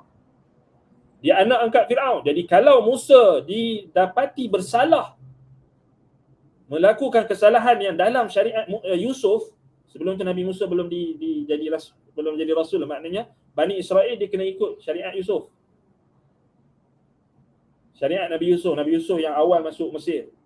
Kemudian lebih kurang 200 tahun lepas itu baru Nabi Musa. Maknanya 200 tahun setelah itu Bani Israel diperhambakan. Tapi mereka tetap kena ikut syariat Yusuf. Maknanya tak boleh Bani Israel bunuh orang selain mereka. Dengan apa keadaan? Maknanya Nabi Musa dah bersalah dari sudut syariat Nabi Yusuf dan bersalah dari sudut undang-undang Fir'aun. Sebab dia anak angkat Fir'aun. Saya nampak Nabi Musa dia tak boleh lari dah. Maknanya kat situ kita kena nampak macam mana sebab apa Nabi Musa lari. Sebab Nabi Musa dah tak ada tempat berpaut. Dia nak lari kepada Bani Israel pun tak boleh. Dia nak menyorok dekat orang Bani Israel pun tak boleh sebab orang Israeli takkan backup dia. Sebab perbuatan dia tu salah. Bersalahan mengikut syariat Yusuf. Dan dia nak lari kepada Fir'aun pun tak boleh juga sebab dia akan dihukum juga sebab salah menyalahi undang-undang Fir'aun. Sebab itu Nabi Musa AS, kalau kita tengok dalam ayat itu, ayat yang setelah itu dikatakan oleh Imam Ibn Kathir rahimahullah, wa kana dzalikal qibtiyyu kafiran musyrikan billahil azim wa lam yurid Musa qatluhu bil kulliyah wa innama arada zajrahu wa rad'ahu. Sedangkan bangsa Qibti yang Nabi Musa tumbuk tu, dia memang orang yang kafir dan musyrik. Dan Nabi Musa bukan bertujuan untuk bunuh dia. Sebab memang dah ada undang-undang. Maknanya dah ada, kita kata dari sudut syariat Nabi Musa tu memang tak boleh bunuh selain Bani Israel. Walaupun dia kafir, tak boleh. So dia ada macam kontrak tau. Kontrak sosial. Maknanya dari sudut Bani Israel tu memang. Dan dari sudut undang-undang Fir'aun pun tak boleh. Bahkan lebih dahsyat lah kalau seorang Israel membunuh seorang Qibti. Lagi besar lah. Tetapi kita tahu Musa dia ada kedudukan di sisi Fir'aun. Tapi Fir'aun, Nabi Musa tahu takkan terima alasan dia. Sebab itu kata Ibn Kathir, Musa tak bertujuan untuk bunuh lelaki Qibti itu. Walaupun lelaki Qibti itu musyrik dan kafir. Wa innama arada zajruhu wa rad'ahu. Hanya saja Musa nak bagi amaran supaya jangan kamu belagak, jangan kamu tunjuk something, jangan kamu nak zalimi orang Bani Israel selagi aku ada. Itu maknanya seorang anak muda yang kita kata yang mempunyai ghirah, kecemburuan terhadap bangsanya sendiri. Normal. Dia nak bagi amaran. Wa ma'a hadza qala Musa. Lepas Nabi Musa dah terbunuh dia, dengan tidak sengaja tumbuk tu mati, hadza min amali syaitan, kata Musa, ini adalah amalan syaitan. Ini termasuk daripada amalan syaitan. Maknanya apa? Nabi Musa sedar kemarahan yang datang, kemudian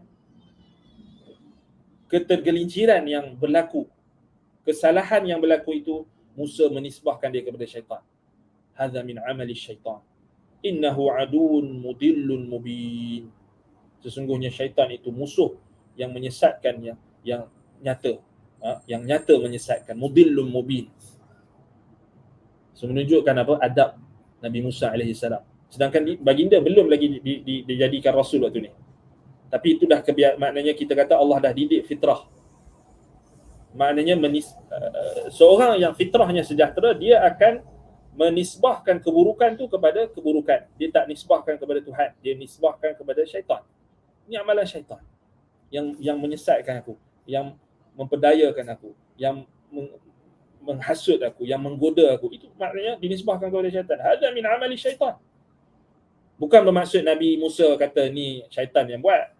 Macam orang zaman sekarang yang sesat-sesat ni, dia buat jenayah, dia tuduh syaitan, kemudian dia jampi serapah apa semua. Ataupun macam sebahagian golongan-golongan sesat kan, kalau kita baca dalam zaman medieval, orang-orang Kristian, padri-padri kan, dia buat jenayah, kemudian dia salah syaitan. Bukan macam tu. Ini maknanya nisbah amalan kepada syaitan, maknanya syaitan yang menggerakkan, syaitan yang menghasut, syaitan yang menimbulkan kemarahan. Syaitan ialah kerana datang daripada kemarahan. Walaupun kemarahan tu asalnya adalah satu kemarahan yang baik, tetapi bila melampaui batas, berlakulah perkara yang Allah Ta'ala tetapkan. Sebab tu Nabi Musa dia sedar. Dia kata, hadza min amali syaitan. Innahu aduun mudillun mubin. Kalau kita buka dalam tafsir, disebutkan oleh ulama tafsir, hadza min amali syaitan. Tengok Muqatil bin Sulaiman kata apa? Nadima Musa alaihi salam. Musa menyesal. Inni lam u'maru bil qatli. Sesungguhnya aku tak pernah diperintahkan untuk bunuh orang. Aku tak pernah diajar untuk bunuh orang. Qala hadza min amali syaitan. Min tazyin syaitan. Kata Muqatil bin Sulaiman, maknanya Musa bermaksud kat situ, ini adalah tipu daya syaitan. Syaitan memperhiaskan. Innahu aduun mudillun mubin, kata Yahya ibn Salam, bayyinul adawah. Sedangkan syaitan tu jelas permusuhan dia sangat nyata. Menunjukkan kepada kita fitrah. Syaitan adalah penyebab kepada keburukan. Dan kalau kita melakukan sesuatu perkara yang buruk, maka itu datang daripada tipu daya syaitan. Tazyinus syaitan. Perhiasan yang syaitan hiaskan.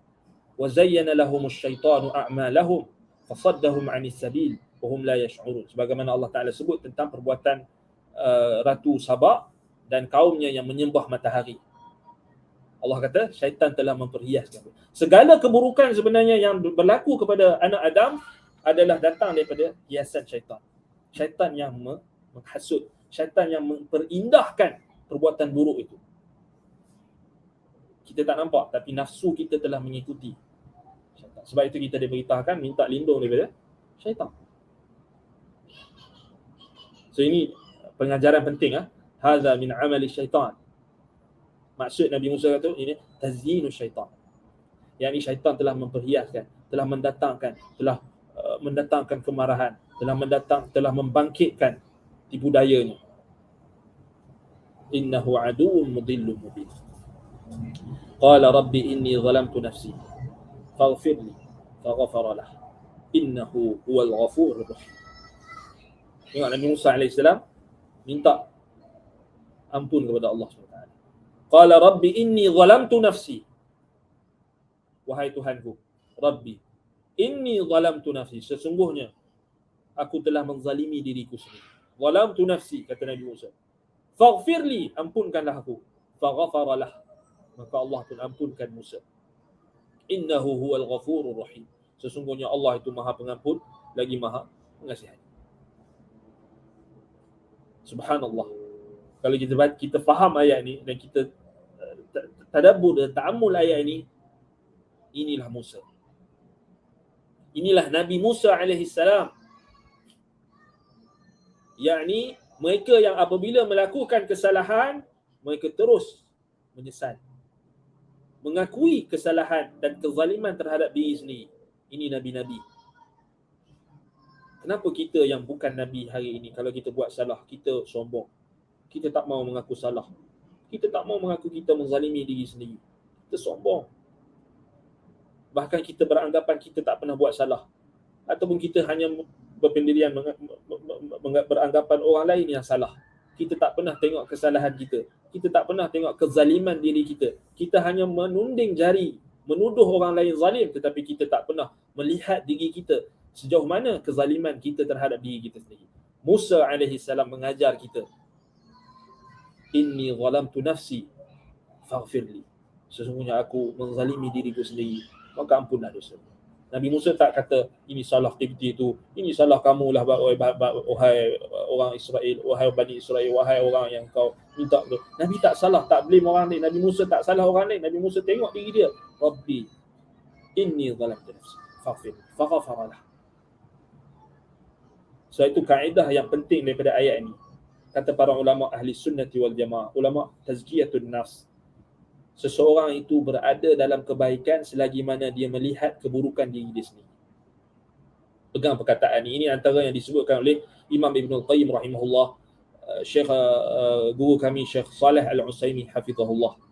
Seseorang itu sentiasa berada dalam kebaikan bila dia sentiasa merenung dan melihat kelemahan, kekurangan dan kesalahan diri dia sendiri, kezaliman diri sendiri. Kita kalau kita tak nampak kesalahan kita, tak nampak kezaliman diri kita, kita mudah nak menyalahkan orang lain, itu tanda tidak ada kebaikan pada diri kita. Nabi-Nabi diangkat oleh Allah kerana mereka melihat diri mereka. Mereka melihat kekurangan dan kezaliman yang ada pada diri mereka sendiri. Maka Allah angkat kedudukan mereka. Nabi Adam AS, ketika Allah Ta'ala tetapkan baginda AS melakukan kesalahan, Rabbana zalamna anfusana wa illam taghfir lana wa tarhamna lanakunanna minal khasirin. Nabi Yunus alaihi salam, subhanaka la ilaha illa anta subhanaka inni kuntu minal zalimin. Sama juga. Nabi Musa alaihi salam, Rabbi inni zalamtu nafsi faghfirli faghfara lah, maka Allah ampuni. Dan ini juga memberikan kita satu pengajaran bahawasanya ketika kita nak minta ampun kepada Allah, i'tiraf, akuilah kezaliman diri.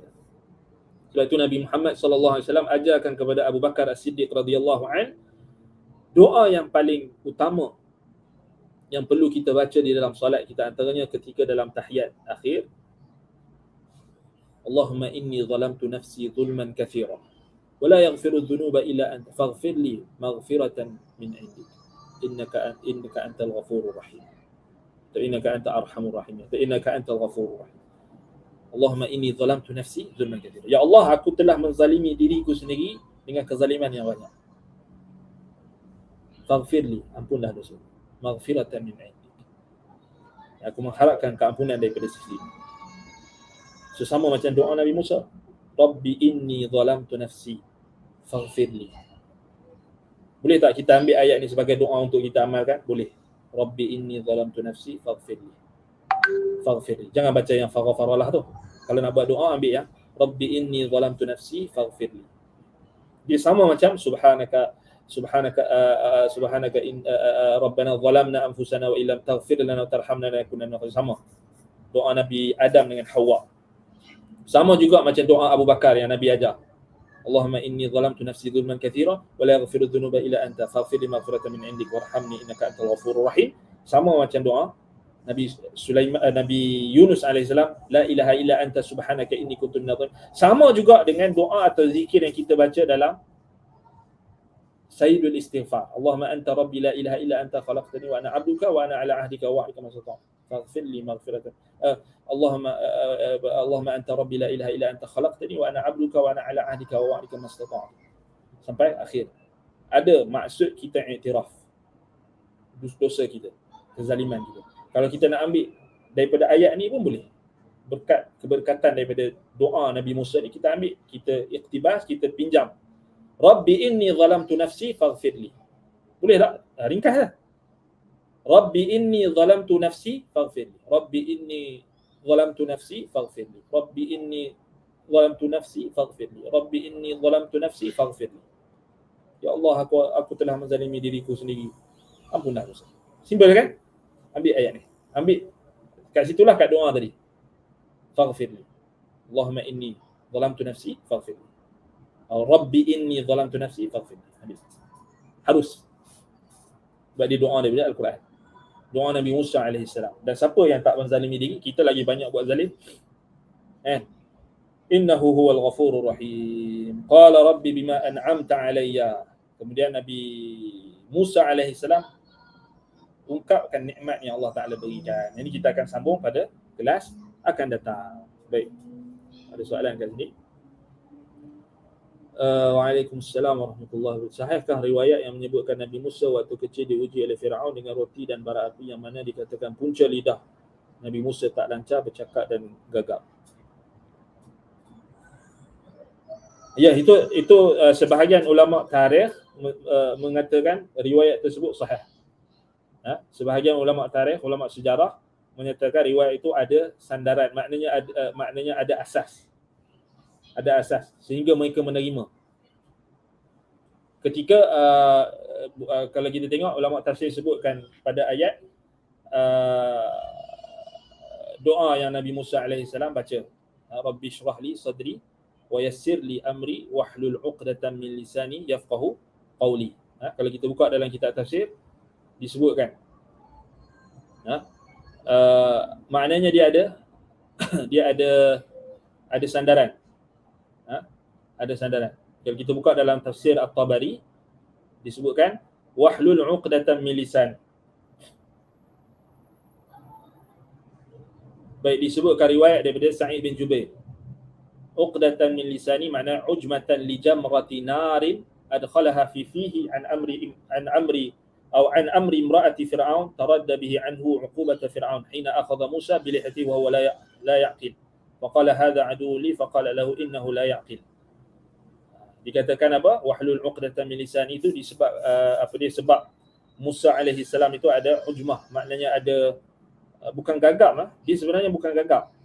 Dia adalah disebut sebagai satu uqdah ni, maknanya dikatakan dia adalah dia ada dalam istilah bahasa Arab ni dia ada disebut dipanggil disebutkan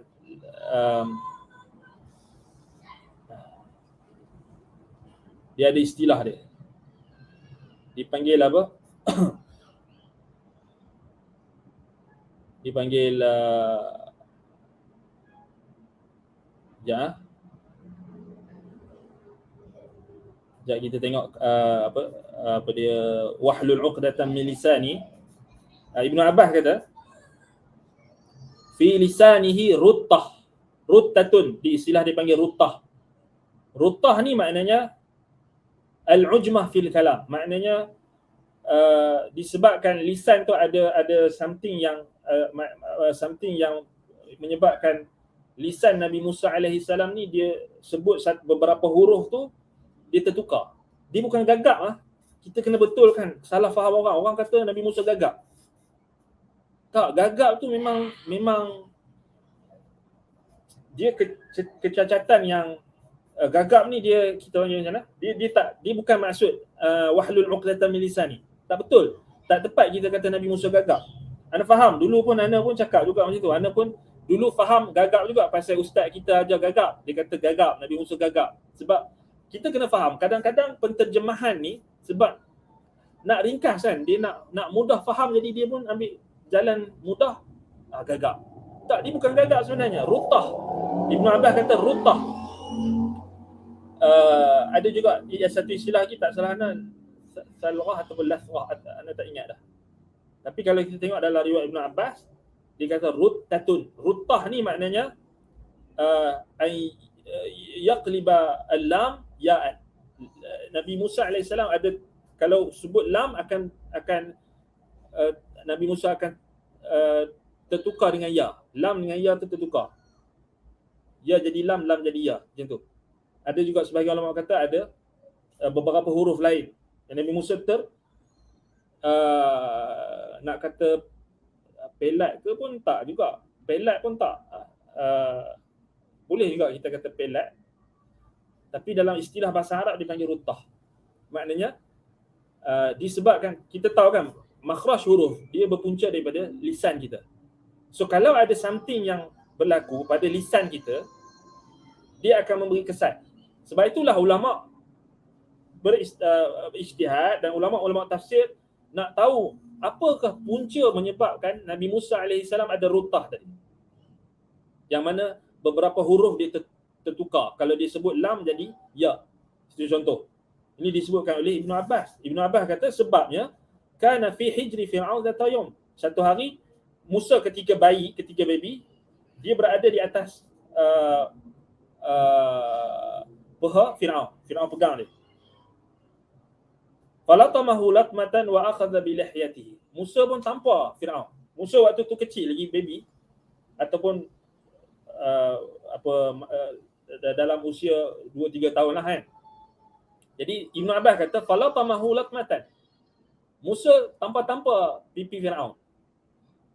Wa akhadha bi lihyatihi. Dan Musa pegang Fir'aun punya janggut. Faqala Fir'aun li Asiyah imra'atihi. Berkata Fir'aun kepada Asiyah isterinya, inna hadha aduwi. Ni musuh aku. Budak-budak kan, tak tahu apa. Fir'aun nampak benda tu, saja ni musuh aku ni, dia tak suka kat aku.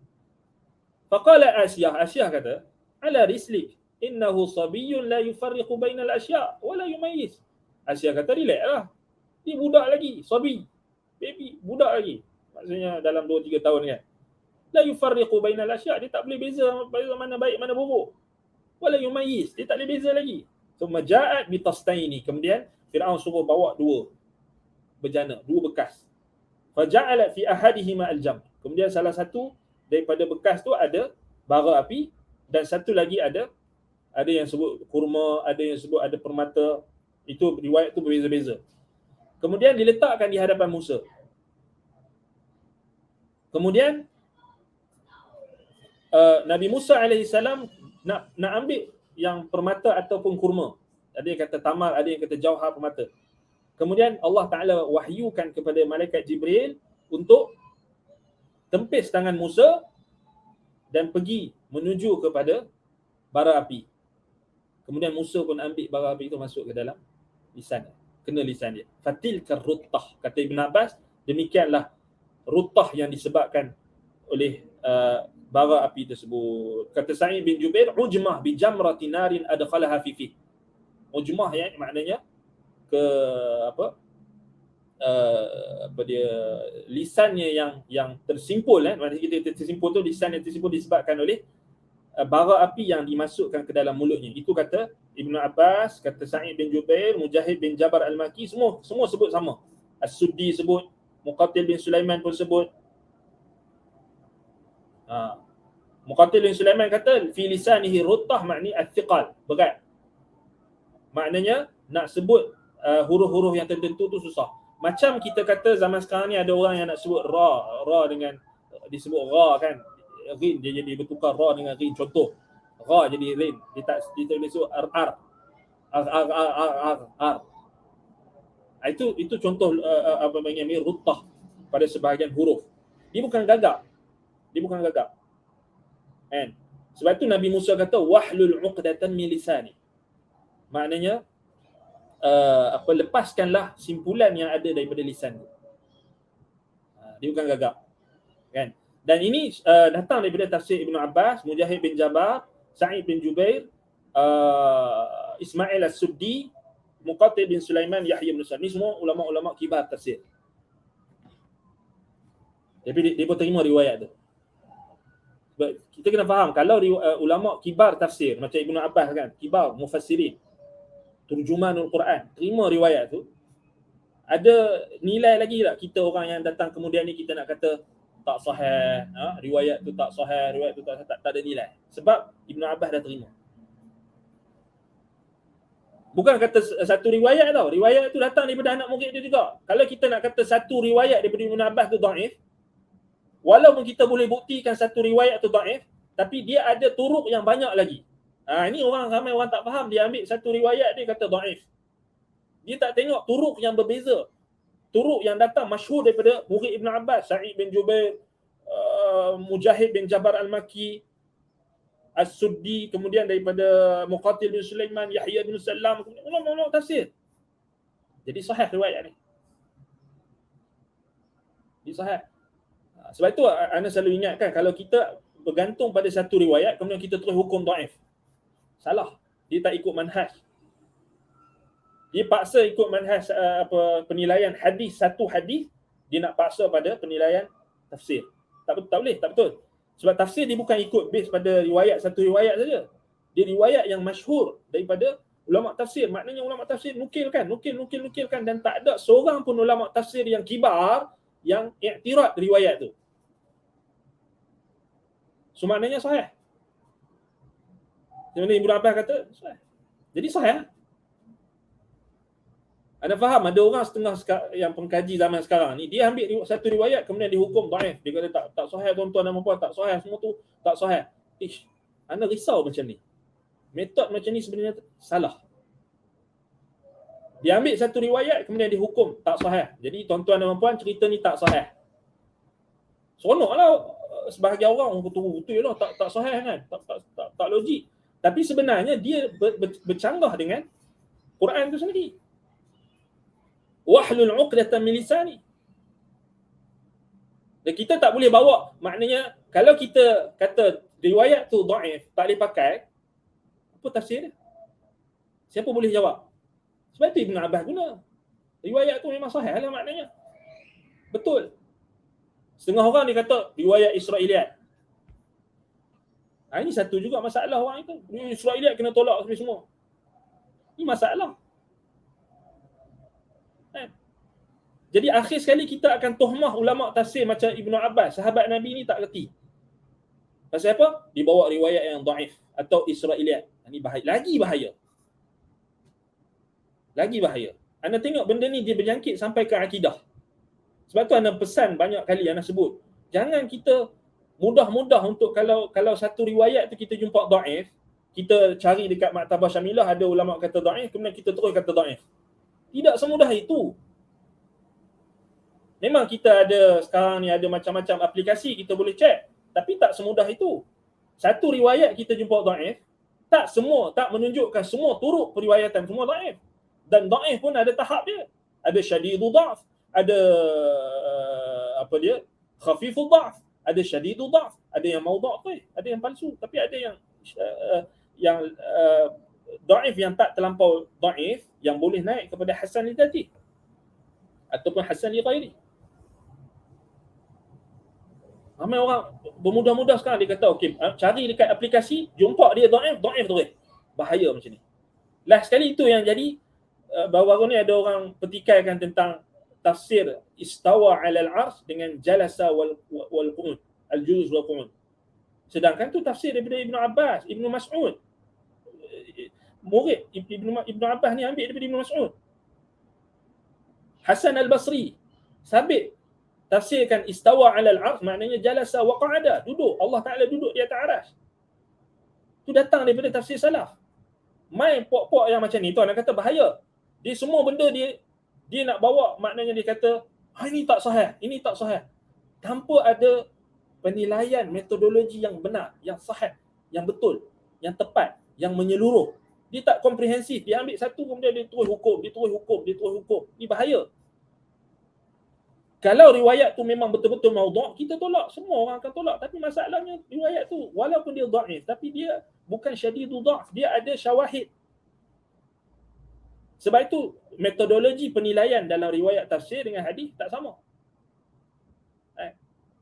Jadi ini tanbih, walaupun tak ditanya dekat sini, tapi anda tanbih, anda bagi peringatan. Sebab kena hati-hati sekarang ni. Orang tolak manhaj salaf sebab macam ni.